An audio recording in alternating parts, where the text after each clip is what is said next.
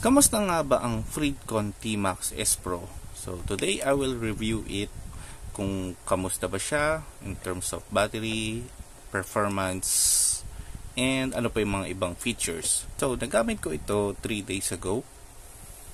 Ito siya, ganito kalaki. For reference, try natin to, Lola Remedios. Ito lang kasi nakuha kong item na malapit sa akin. So ganito siya kalaki. Yan.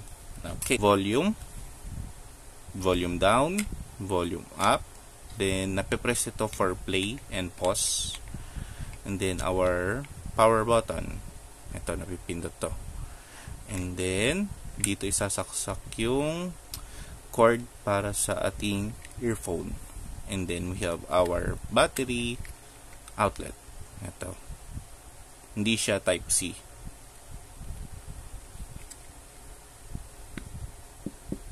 Ayaw tumayo.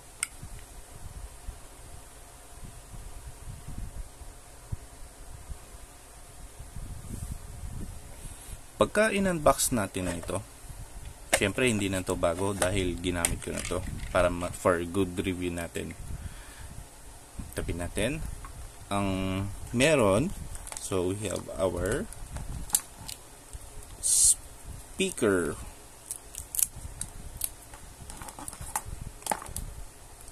Ito, speaker or yung headset niya. And then meron tayong soft microphone para sa mga full face helmet.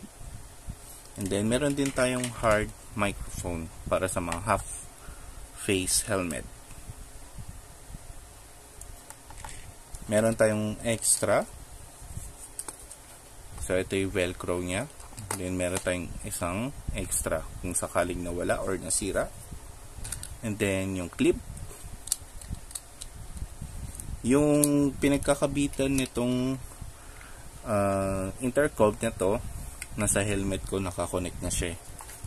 Nakadikit na. And then may libreng sticker ni Freedcon. Yan. And then our manual. Ito pa pala, meron pang extra. Okay, nandito yung manual. Okay. So, based on experience ko dito kay Freedcon, meron siyang music sharing. And then, until 6 person ang pwedeng makakonect dito. Tapos, sa music sharing, balik tayo doon. Pagka naka-music sharing, ang pangit lang siguro dun is hanggang music lang yung maririnig mo. Hindi kayo pwede mag-usap ng ka-OBR mo. Hindi ko pa natatry sa pang tatlong tao kung pwede siyang mag-sharing ng hanggang 6. Hindi ko pa sure kasi dalawa lang tong ano ko, intercom ko, dalawa lang siya. So doon ko pa lang na try. Hindi mo na kailangan ng speaker or wireless earphone. Natumba yung motor.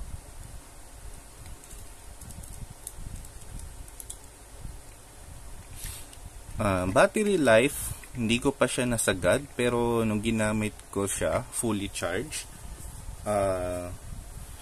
nasa 4 hours na biyahe, no? 2 hours na tuloy-tuloy naka-on, and then 2 hours naka-on pa uwi. So back and forth. Total 4 hours or more. And then pagdating sa audio, pag nakakonect ang microphone, okay siya, malinaw. Mas malinaw kaysa sa mga meron kasi akong intercom before na mura. Kalimutan ko yung brand niya, pero mas okay ito, no, si Freedcon. And then hindi ko pa natatry mga ibang features, and soon gusto kong matry din yung may camera, no, kung maganda. So kung nakabili na siguro ako nun, nakatry ako nun, i-review ko din siya. Okay, so ayun lang, ito lang yung mga reviews ko dito sa nagamit ko for past few days. And okay siya in general. So kung i-rate ko 1 to 10, 10 is the highest, siguro mga nasa 8.5.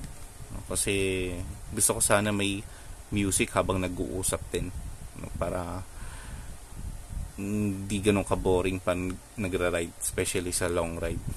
Masarap yung may kausap, pero masarap din may music. So okay, yun lang naman. Thank you for watching.